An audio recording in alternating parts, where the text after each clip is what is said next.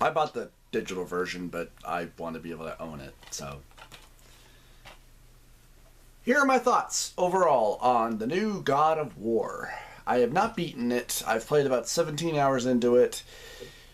But here are my thoughts overall. God of War is a solid action platformer game with a good story to it. Do I think it's a brilliant masterpiece? No. In order for something like this to be a masterpiece, or to be perfect, at least in my eyes anyway, it has to do something that I've never seen be done before. And after playing so much of it, which I did come into it a tad cold, not digging it as much until I, settled down a bit. And eventually the game did really grab me a little bit more with some of its story, and then the characters, and then a bit more of the gameplay as I got used to it. I will agree certainly with a lot of the negatives that a lot of people have been bringing up. One person in particular who I follow. But overall, I still enjoyed the game a lot more, so much so that I wanted to keep coming back to it to finish it. Oh, excuse me. It's been a long day. Positives. I think the game is very pretty. It's very nice looking. I don't notice things like frame rate, really, unless the game was, really chugging. I never had the game crash on me or anything like that. I liked a lot of the characters. I found them to be very endearing. There obviously do come certain story points that I'm not going to, do huge spoilers, also because I haven't finished the game, so that's kind of hard to, but I've already kind of heard a lot about it, so. But at one point, there is a sort of story element thing that does happen with Atreus, where, Kratos, reveals to him the truth, that he is a god, blah, blah, blah. And so Atreus starts acting like a douchebag, because he thinks, like, well, I'm a god. I can do whatever I want. So much so to the point where you just want to smack him. So, thankfully, though, that doesn't last. Overall, I like the combat. It was a tad difficult to get into. It's a very simple, you have a strong hit, and then, you have a light hit with different combos. And I didn't realize until, like, some odd hours in that you start off with, like, two different forms of attack. That you have, your ice axe, and then you have your fists.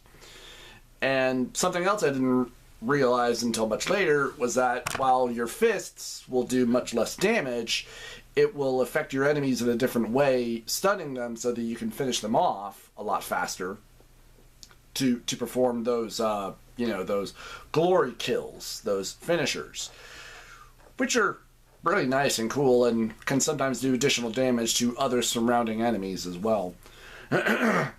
And one negative about it is that I will say that there are, at times, especially when you're not used to it yet, the camera is just so damn close to you because it's all third person, of course. It's Resident Evil 4 style of combat. Kind of. Where the camera is close up on your back. And although when combat does get a tad more intense and a tad more ridiculous, the camera does seem to back away a bit to give you a bit more space at times. But the game does have plenty of warnings to be able to tell you about there's an enemy behind you who's about to attack or going to shoot you, or your son will just audibly tell you that incoming fire, which is always helpful. Although I am certainly paying enough attention to a lot of my reticles and such that I don't need it, but it's fine. And then, you can perform additional attacks with your son. The one negative I will say about it that I do agree with is that the one enemy that becomes pretty irritating to fight, especially in big mobs of fights, are the Reavers.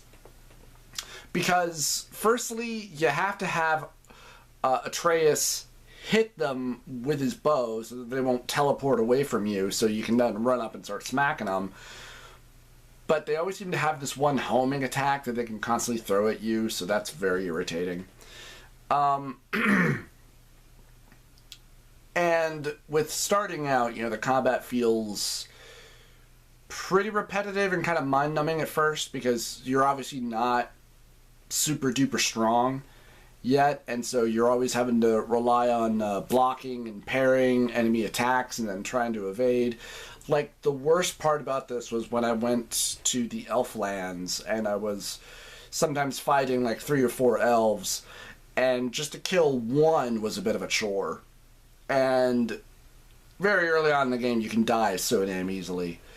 But eventually fights like that, for me anyway, actually start to get really enjoyable. And, and especially when you figure out, how the blocking and parry system works, and then how you can combine, certain different types of attacks and stun your enemies and such, and just kind of wipe the floor with really anybody until you, get into, newer types of enemies or just stronger types and stuff like that. But it is still at least entertaining. As for some of the RPG elements, I did pay attention to it. Mostly, I just went with whatever had the highest form of defense in terms of armor, and then highest form of strength and damage with my weapons and stuff like that. And I did manage to unlock, I think, probably just about every single move and power set, I think, in the game already. And, of course, I have the Blades of Chaos, which I didn't know that was coming up. So I was pretty excited about that. And it's funny because earlier on at one point when I was playing, I was thinking that, I'd really like to have a fire weapon at some point. Well, maybe we'll get one in Blades of Chaos.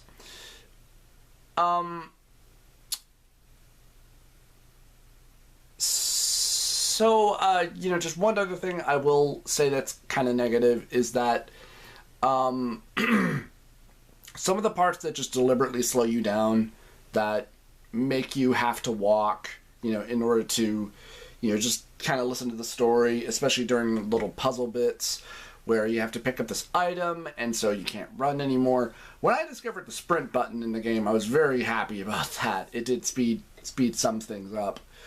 But overall, I liked, exploring different worlds for treasures. I did enjoy getting into some of the fights. I was really enjoying the story and the lore. I was really liking the characters. And I would give this a high recommendation if you, are a God of War fan. And I did play original God of War when it first came out on PS2.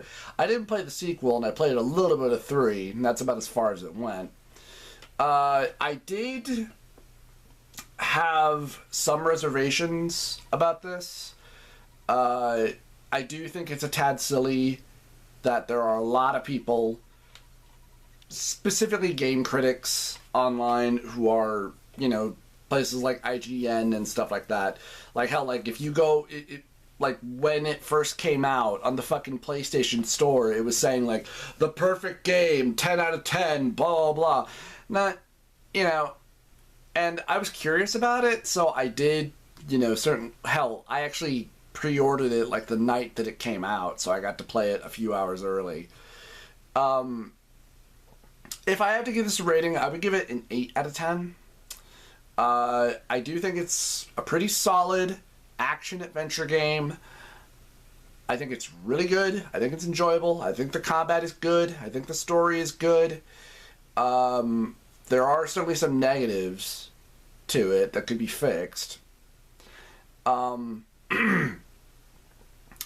though, if you were curious at all about this, pick it up.